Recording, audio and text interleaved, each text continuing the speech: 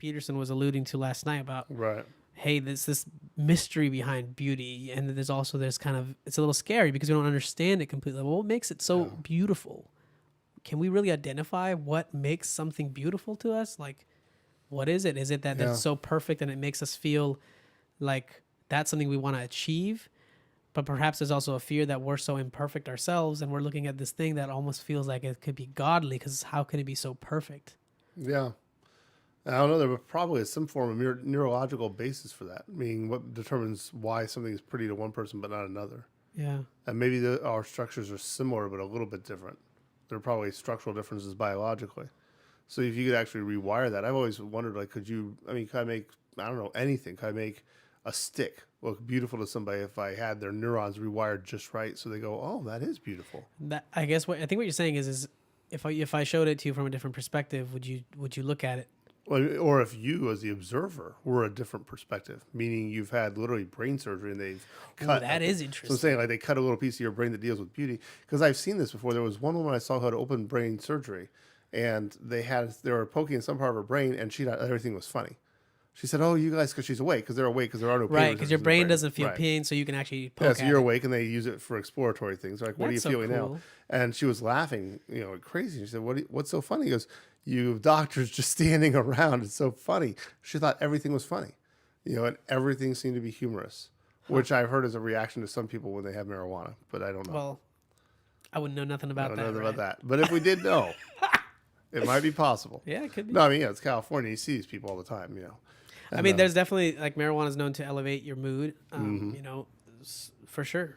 Yeah, and so maybe it is that just like there's a region in the brain. So is alcohol some way, but it's also, alcohol has been classified as a depressant, though, so yeah. I don't think, I don't know. Well, maybe, so you sit there and think, does that mean every subjective human experience is actually obtaining its qualia, meaning the sense of what it is like, rather than just being a videotape from some part in your brain, and could you alter it? So, for example, let's say you have a memory, you remember it fondly, right? It looks like a beautiful day outside.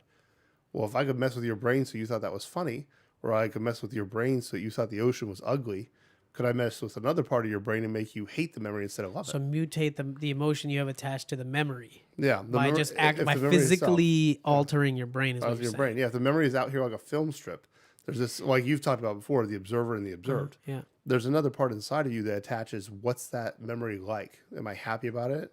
Is it in my far past? Or there's some emotion attached to that memory. Yeah, there's this extra meta information, metadata. You're saying, can I mess with that metadata? Could you mess with the data by messing with the brain?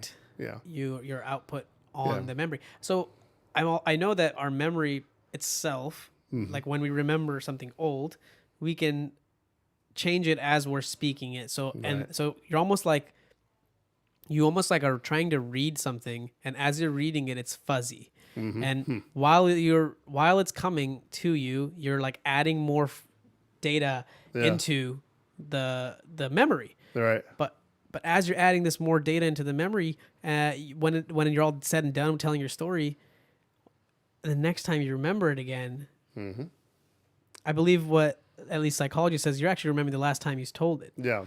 I think, as I remember right, memory degrades over time, and you can mutate like where it's going, depending if you remember it incorrectly each time.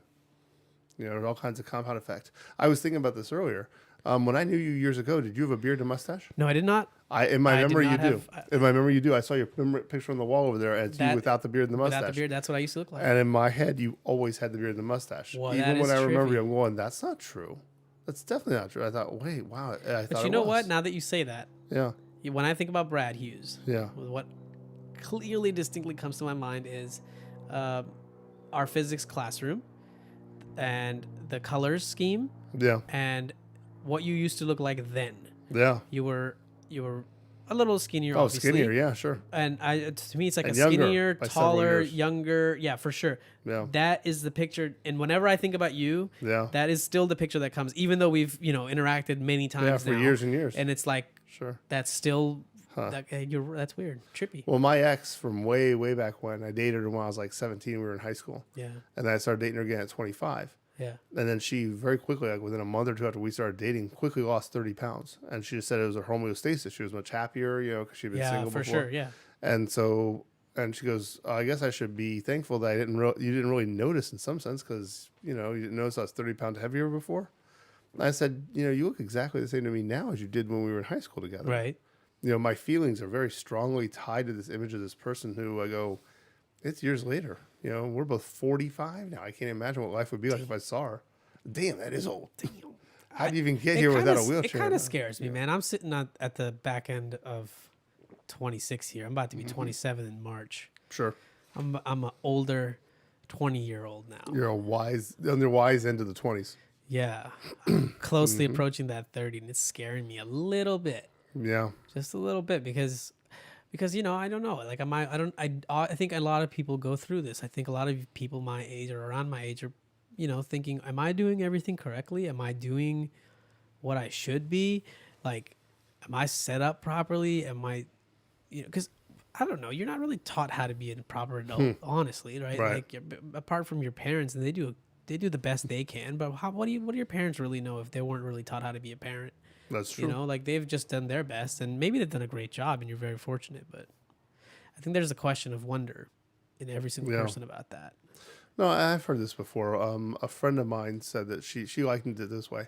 She's a friend of mine from high school, right? And she and her brother have gone radically divergent paths. She has 4 or 5 children, and they're, this is, a lot of her time is spent raising her children and raising them well. And the oldest one, I think, is a teenager now. Her brother loved playing the saxophone in high school and started playing, I don't know where, but eventually now, last I heard, he had been on tour with the Red Hot Chili Peppers as their opening act. Wow.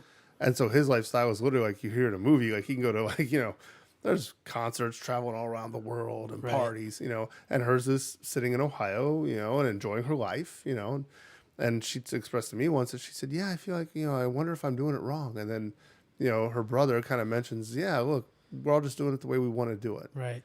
And it kind of made me think I was going, I'm paraphrasing him pretty badly, but the idea that there isn't a right or a wrong answer to it. It's what's best for you. Wow. Yeah. And I always figure if I'm happy if I ask myself how happy am I, if I'm an 8 or above out of 10 most of the time, okay. Because, I've heard Tony Robbins say the problem with problems is that you think you shouldn't have any. Exactly. Yeah. Everybody thinks they shouldn't have any problems. There's always a gap between where you are and where you're going. Absolutely.